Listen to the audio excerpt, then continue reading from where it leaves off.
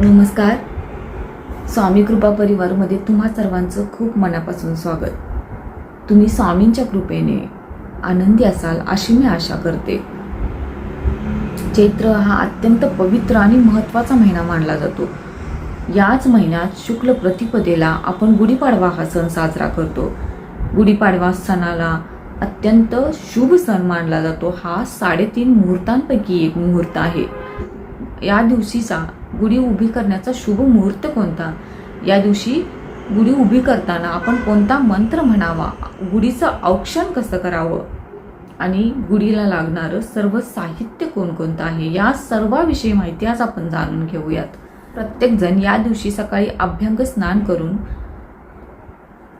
गुढी उभी करतो. गुरुवारी 19 मार्चला गुढी उभी करण्याचा शुभ मुहूर्त सकाळी 6:44 ते सकाळी 8:14 पर्यंत आहे.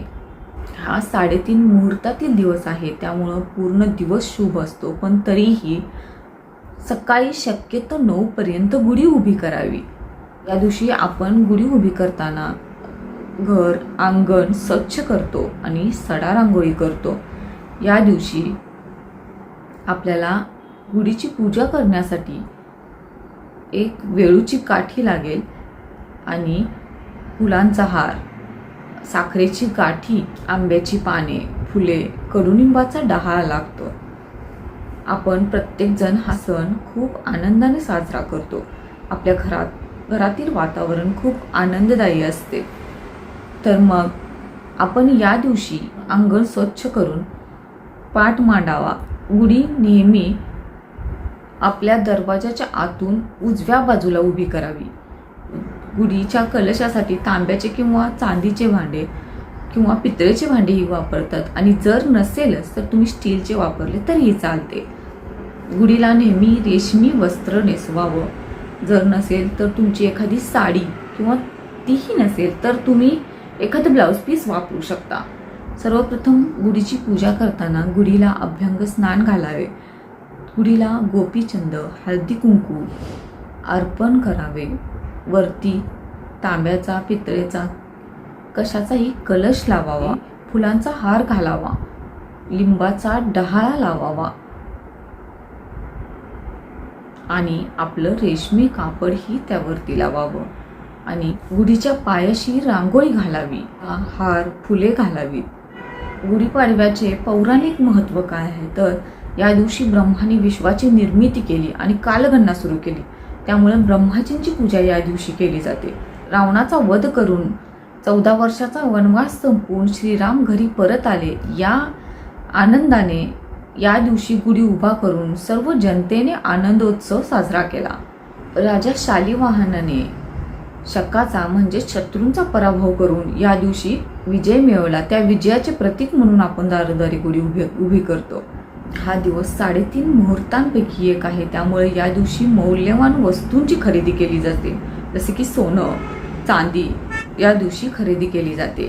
हा दिवस मौल्यवान वस्तूंच्या खरेदीसाठीही अत्यंत शुभ मानतो. गुढीची पूजा करताना कोणता मंत्र म्हणावा तर ओम श्री ब्रह्मध्वजाय नमः हा मंत्र म्हणावा. गुढीचं औक्षण म्हणजे तर काय, गुढीची पंचोपचारे पूजा केली जाते आणि गुढीला हळदी कुंकू वाहून गुढीला ओवाळलं जातं. औक्षण करताना एक आरतीचं ताट घ्या.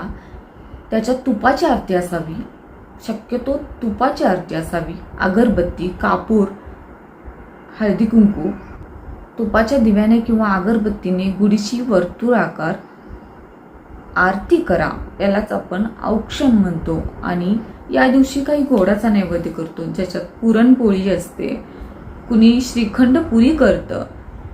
पण या दिवशी महत्त्वाचं म्हणजे शेवयाचा नैवेद्य असतो आणि त्याहीपेक्षा जास्त महत्त्वाचं म्हणजे आपण या दिवशी कडुनिंब, गूळ, हरभऱ्याची डाळ मिक्स करून ते आपण गुढीलाही अर्पण करतो आणि आपण सर्वजणही तो प्रसाद म्हणून खातो.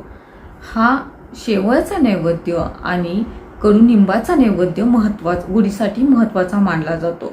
अशाच प्रकारे आपण गुढीची पूजा करतो आणि गुढीजवळ आपल्या सौख्याची, आनंदाची, आपल्या घरातील शांततेची, आर्थिक संपन्नतेची, आरोग्याची कामना करून आपण गुढीची पूजा करतो. याच दिवशी आपण जेव्हा संध्याकाळी गुढी उतरवतो ती कधीही आपण सूर्यास्ताच्या आत उतरावी.